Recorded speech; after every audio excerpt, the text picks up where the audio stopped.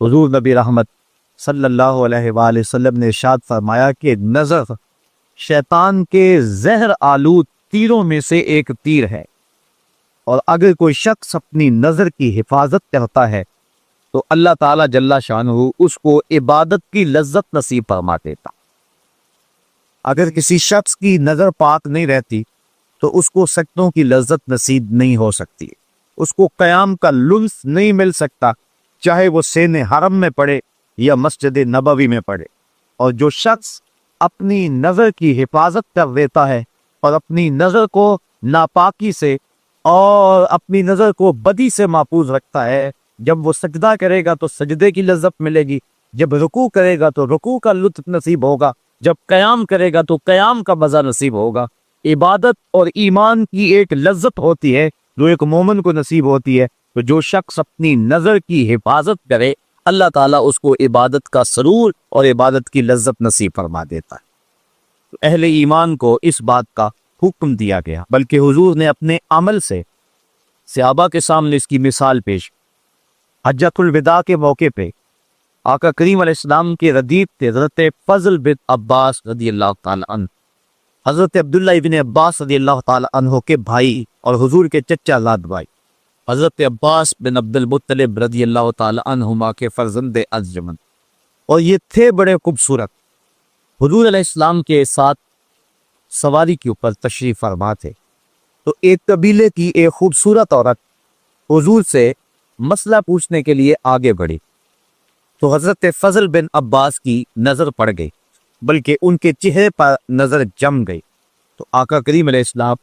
اسی عالم کے اندر پیچھے پلٹ کے دیکھا اور اپنے ہاتھ سے حضرت فضل بن عباس کی ٹھوڑی کو پکڑا اور پکڑ کے دوسری سمت کر دیا، اور لوگوں کے سامنے اس مثال کو رکھا کہ کوئی جتنا مرضی متقی اور معتبر کیوں نہ ہو، وہ نظر کی حفاظت کرے۔ جس کی نظر پاک رہے گی اس کو باقی معاملات کے اندر خیر رہے گی، کیونکہ سب سے پہلے نظر بھٹکتی ہے، جب نظر بھٹکتی ہے تو خیال بہکتے ہیں، جب خیال بہکتے ہیں تو پھر انسان زنا کی طرف راغب ہوتا ہے۔ اس لیے اسلام نے دوائی زنا سے ہی روک دیا، اس لیے کہا سب سے پہلے تم اپنی نظر کی حفاظت کا۔ بلکہ حضور علیہ السلام نے ارشاد فرمایا کہ نظر زنا کرتی،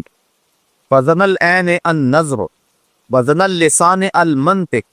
والنفس تمنا وتشتہی والفرج یصدق ذلک کلہ ویکذب۔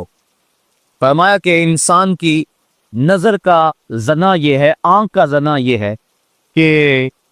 آدمی دیکھے کسی کو، اور فرمایا زبان کا زنا یہ ہے کہ بات کرے، پھر نفس جو ہے اس کی تمنا کرتا ہے اور اس کی آرزو کرتا ہے، پھر انسان کی شرمگاہ یا اس کی تصدیق کر دیتی ہے تمام کی تمام، اور یا پھر ان تمام کی وہ نفی کر دیتی ہے۔ دو صورتوں میں ایک صورت ضرور ہوتی ہے،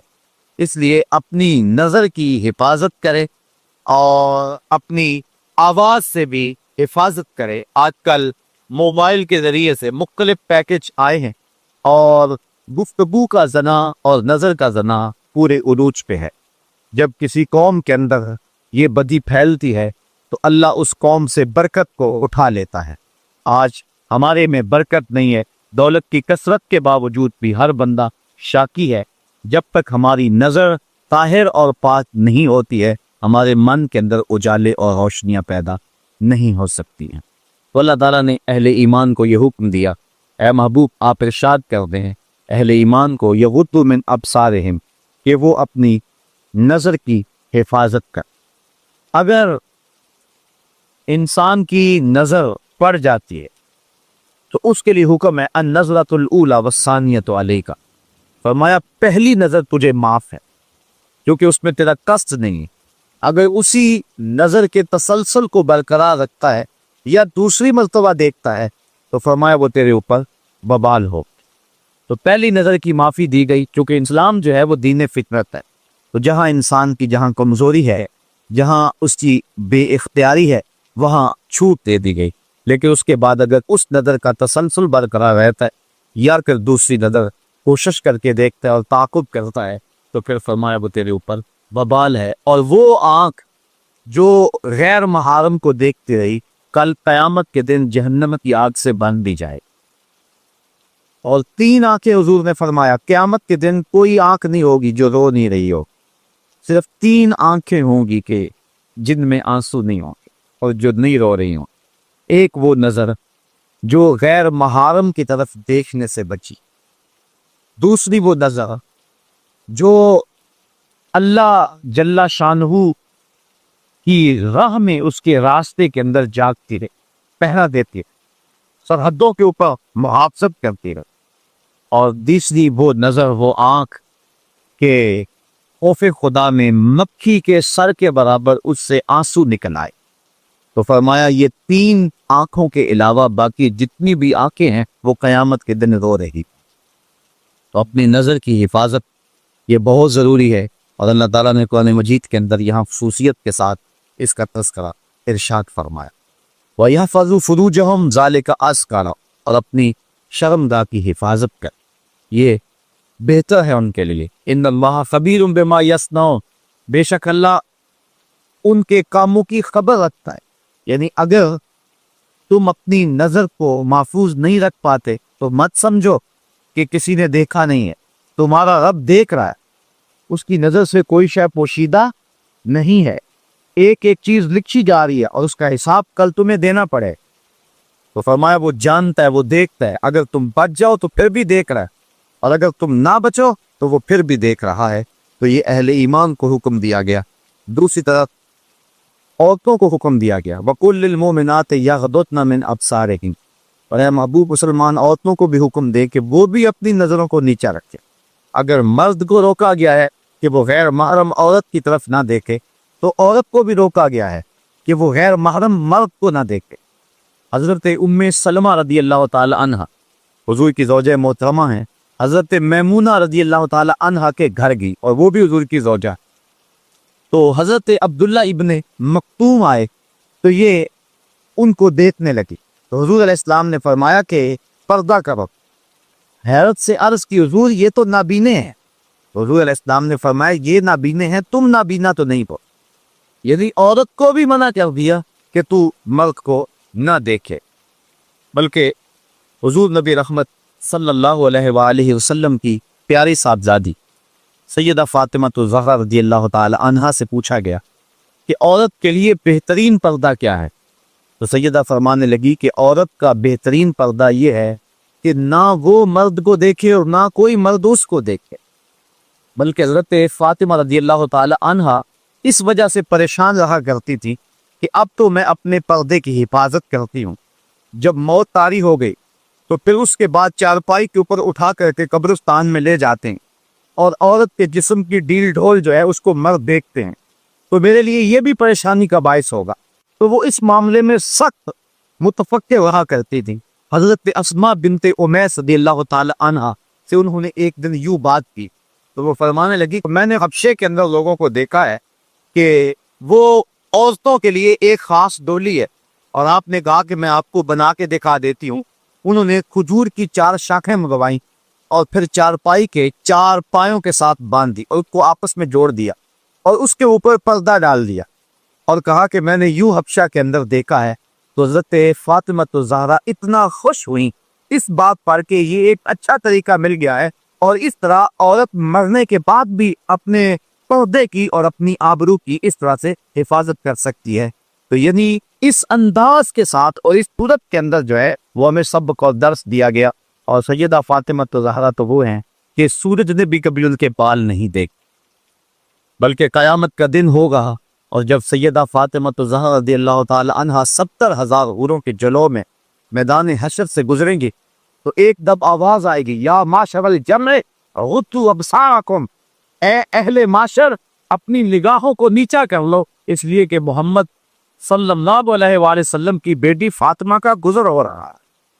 تو اہل معاشر کو نظریں جھکانے کا کہا جائے گا، چونکہ انہوں نے زندگی میں اپنے پردے کی اپنی جان سے زیادہ حفاظت کی، اور اللہ تعالیٰ جل شانہ ان کو قیامت کے دن بھی اس انداز کے ساتھ اعزاز و تکریم عطا فرمائے گا۔ حج کے موقع پر ایک آزمائش ہے، احرام کی شرط ہے کہ عورت اپنے چہرے کو نہ چھپائے، یعنی اپنے چہرے کو ننگا رکھے.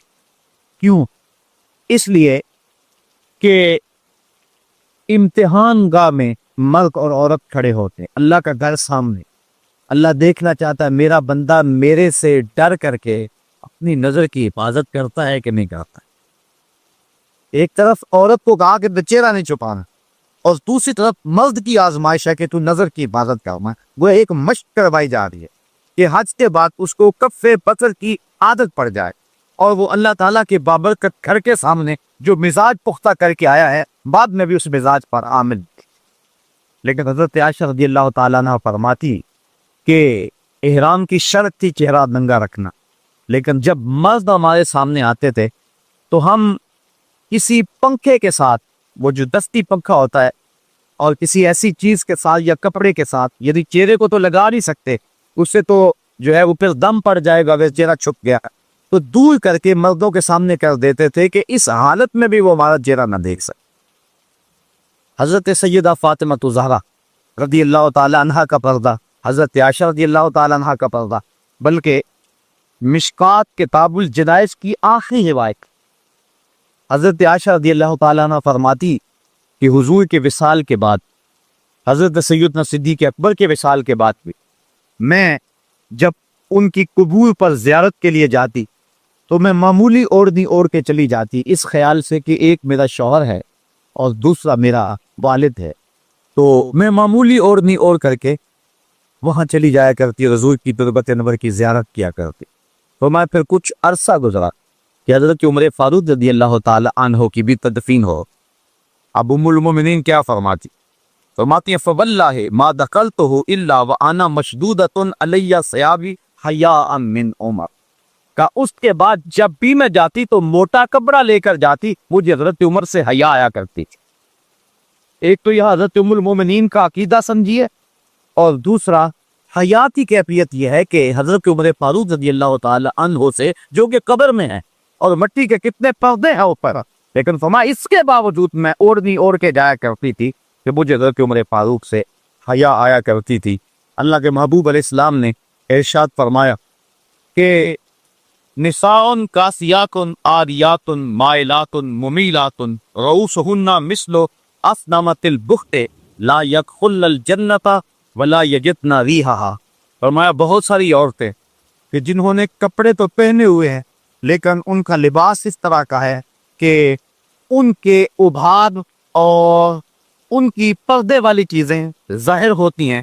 وہ لوگوں کو اپنی طرف مائل کرنے والی ہیں اور لوگوں کی طرف مائل ہونے والی ہیں، اور ان کے سر ایسے ہیں جس طرح بختی اونٹوں کی کوہانے ہوں. حضور نے فرمایا کہ وہ عورتیں کبھی بھی جنت میں داخل نہیں ہوں.